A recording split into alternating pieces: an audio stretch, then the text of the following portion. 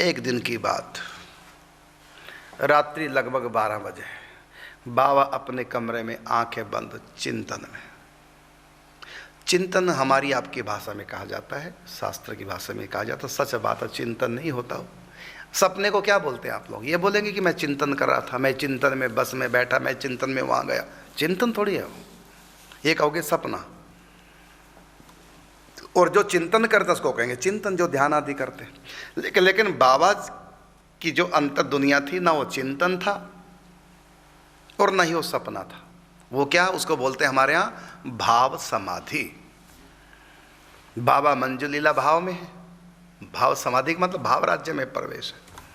न वो सपने की दुनिया है, और बाबा की समाधि कोई नींद नहीं है, कोई सपना नहीं, और ना कोई ध्यान है, ना कोई चिंतन है।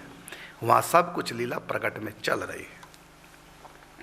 तो बाबा बैठे आंख बंद करके, अब आपकी भाषा बोलनी पड़ती है, चिंतन में बैठे, जबकि चिंतन ही भाव समाधि में भीतर लीला चल रही है। ठाकुर जी बोले बाबा को, जब बाबा प्रकृतिस्थ हुए उसके बाद लगभग 12 बजे की बात, सेवा करके प्रिया प्रीतम की अपना आंखें खोली, बाबा प्रकृतिस्थ हुए तो सामने भी ठाकुर जी। भीतर तो लीला थी, आंखें खोली, प्रकृति में आए, प्रकृतिस्थ होते देखा सामने ठाकुर जी। और मानो ठाकुर जी कुछ कहना चाहते हैं। बाबा ने कहा कहिए, आप कुछ कहना चाह रहे हैं? तो ठाकुर जी ने कहा कि जो इतने महीने बीमार रहे हैं हनुमान प्रसाद पोद्दार जी, जानते हो ये क्या खेल था? बाबा ने पूछा कि हमें आपकी खेल की क्या जानकारी? हम तो उतना जानते हैं जितना आप जनाते हैं। जो आपने जनाए नहीं तो हम जानेंगे कैसे? हाँ, जितना आप जनाते उतना हम जान लेते हैं। हमें नहीं पता है आपका खेल क्या था 7 महीने तक। ये तो हमको पता था है आपका कोई खेल है, लेकिन क्या खेल है ये तो आप ही जाने। आपने जनाए नहीं तो हमने जाना नहीं। आप कहिए क्या खेल था भाई जी का? तो ठाकुर जी ने कहा ये तुम्हारा रोग था, ये तुम्हारा अपराध था किसी जन्म का जो तुमको भोगना था। ये रोग तुम्हारा था। और हनुमान प्रसाद पोद्दार ने अपने ऊपर लिया, कह के ठाकुर जी अंतर्धान हो गए। उसके बाद बाबा को नींद नहीं आई। इतना कष्ट झेला मेरे नाम पर, पाप मेरा किसी जन्म का, भोग मेरा था, कष्ट मेरा था, और भाई जी ने अपने ऊपर लिया। और 7 महीने तक कितने कर्राहते थे, कितने परेशान हुए। दिल्ली में तो लगभग ये था कि अब चले ही जाएंगे, अंतिम स्थिति है, लोगों तक को बुला लिया था। इतना कष्ट भाई ने झेला, और ये कष्ट मुझको झेलना था, ये मेरे हिस्से का कष्ट था, और भाई जी ने अपने ऊपर लिया। और गजब की बात, इनकी समर्थ तो भाई गजब की, लेकिन इससे भी ऊंची बात कि भाई जी ने भनक तक नहीं लगने दी। इतना बड़ा किसी का उपकार करने वाला, इतना बड़ा दुख 7 महीने अपने ऊपर झेला, मेरा कष्ट, और मुझको या किसी को भी खबर तक नहीं है। इतना छुपाया। नहीं तो कोई किसी के लिए थोड़ा भी कुछ कर देता है ना तो 100 बार उसको कहता है, उसको भी कहता, लोगों को भी कहता मैंने उसके लिए इतना किया है।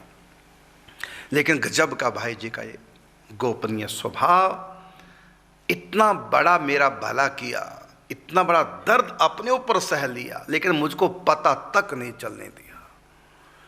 फिर वो दृश्य बाबा के सामने, रात भर बाबा इन्हीं विचारों में रहे, सो नहीं पाए, नींद बाबा के आसपास नहीं, वही सोचते रहे। हॉस्पिटल में बेड पे पड़े, करा रहे हैं, कितना दर्द हुआ, सिर में कितना दर्द, बवासीर का अलग दर्द, शौच करने में कितनी परेशानी। कैस्टर ऑयल चढ़ाते थे तब उससे थोड़ा बहुत शौच आता, उसमें भी जलन होती। तो इतना कष्ट, तो बाबा रात भर सो नहीं सके, जैसे तैसे रात कटी।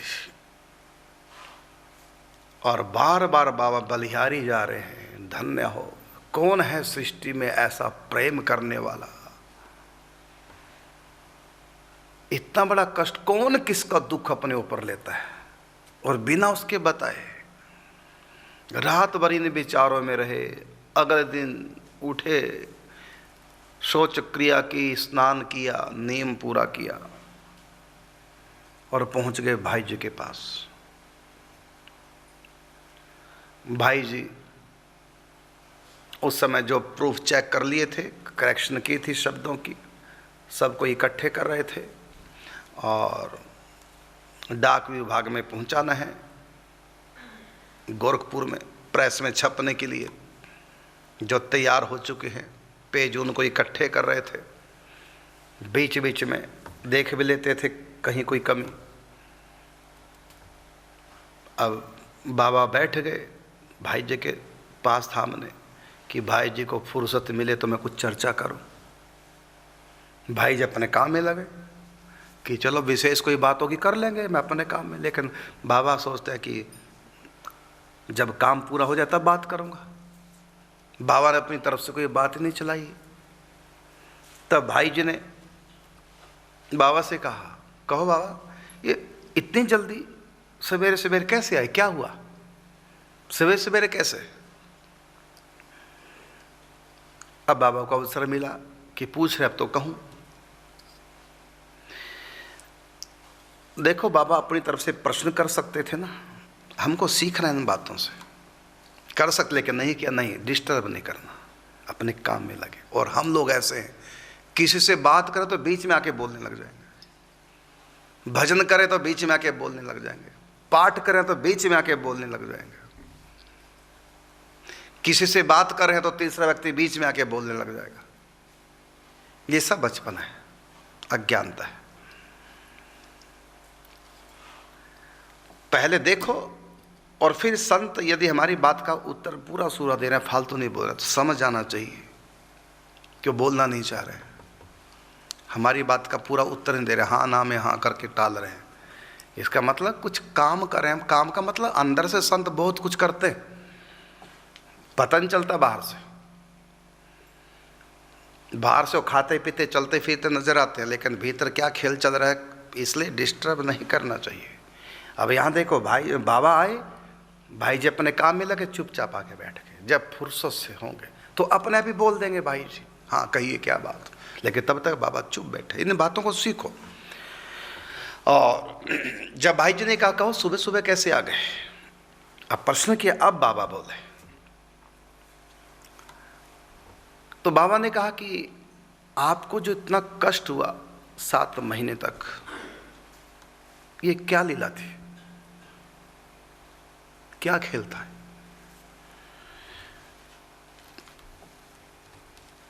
तो थोड़ा सा गुस्सा कर गए भाई जी। ये पूछने के लिए सुबह सुबह ये समय भजन चिंतन करने का है, क्या सूझ रहा है, ये समय पूछने का है।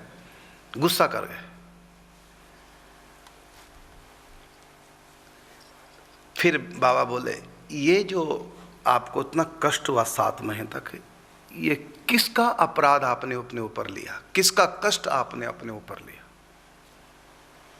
भाई जी और क्रोध कर गए और गुस्से में बोले, ये तुमको क्या सूझ रहा है? मैं तो तुमको बहुत बड़ा महात्मा मानता था कि तुम नित्य नेम के बड़े पक्के हो, ये तुम्हारा नित्य नेम का समय है और तुम छोड़कर क्या उलूल जुलूल बातें करने लगे हो। ऐसा कभी होता है कि करे कोई भरे कोई, जिसने किया सो भरा, मेरा कर्म था, ये भी कोई पूछने की बात है? क्या बच्चों वाली बात करें, दिमाग फिर गया क्या आपका? गुस्सा करके बहुत ज़्यादा बाबा के ऊपर। बाबा एकदम शांत हो गए। ये तो बाबा भाई जी ज़्यादा गुस्सा कर गए, एकदम शांत हो गए। फिर बाबा ने सोचा कि यदि मैं ढीला पड़ गया तो बाबा भाई तो मुझको दबा लेंगे और मेरे प्रश्न का उत्तर नहीं देंगे, तो भाई जी को कैसे दबाया जाए? तो मैं भाई जी से ज़्यादा मैं गुस्सा कर देता दबाने के लिए। तो ये जहाँ ज़्यादा अपनापन होता है वहाँ ये खेल चलता है। यहाँ गुरु शिष्य तो है ही है, लेकिन गुरु शिष्य के साथ अपनापन वो होता है।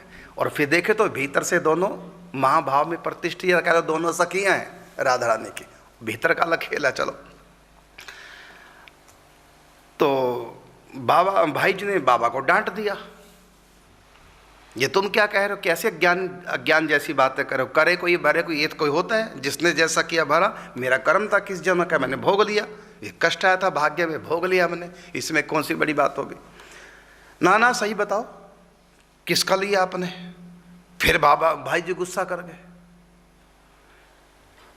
तो बाबा भाई जी से भी ज्यादा गुस्सा करके बोले, ऐसा सुनो मेरी बात, आप क्या सोचा कि आप मुझको दबा लेंगे, ये आपका संपादक पना है, गीता प्रेस पे चलेगा, मेरे ऊपर नहीं चलेगा, मेरी बात को कोई काट नहीं सकता। और आप मुझको दबाना चाहते हैं कि मैं आप गुस्से में आके दब जाऊंगा। आप बताओ, सच बताओ, आपने किसका पाप अपने ऊपर लिया था, किसका कष्ट आपने अपने ऊपर लिया था। भाई जी की फिर आंखें तिरने लगे, गुस्से करके चुप नहीं होते, ऐसा बोले नहीं कि तो गुस्सा कर गए। तो कहते हैं आंखें तरे रहे मेरी तरफ, ऐसा ना करो, मैं आपके धौंस में आने वाला नहीं हूँ, आपके गुस्से के आगे दबने वाला नहीं, आप सच बताओ। और मेरी बात को इस ब्रह्मांड में कोई काट नहीं सकता। ये आपका कष्ट नहीं था, आपने किसी का कष्ट लिया है, आपको बताना पड़ेगा। और मेरी बात को कोई काट नहीं सकता, इस सृष्टि में ब्रह्मांड में कोई काट नहीं सकता। भाई जी समझ गए, इसका मतलब ठाकुर जी ने इनको बता दिया। तो भाई जी तो गुस्सा था, क्या नाटक था भाई जी का बाबा को दबाने के लिए। भाई जी हंस पड़े, इसका मतलब ठाकुर जी ने इनको बता दिया, अब क्या छुपाना जब बता ही दिया है। और बाबा आगे से क्या कहते हैं कि मैं प्रमाण से कहता हूं, मेरी बात को कोई ब्रह्मांड में काट नहीं सकता। तो अंत में बाबा बोले क्या आपने मेरा कष्ट नहीं अपने ऊपर लिया। तो भाई जी समझ गया, अरे ठाकुर जी बता गए इनको, तब इनसे कुछ छिपाना नहीं। तो बाबा भाई जी क्रोध को जो नाटक कर रहे थे क्रोध का छोड़ दिया और मुस्कुराने लगे।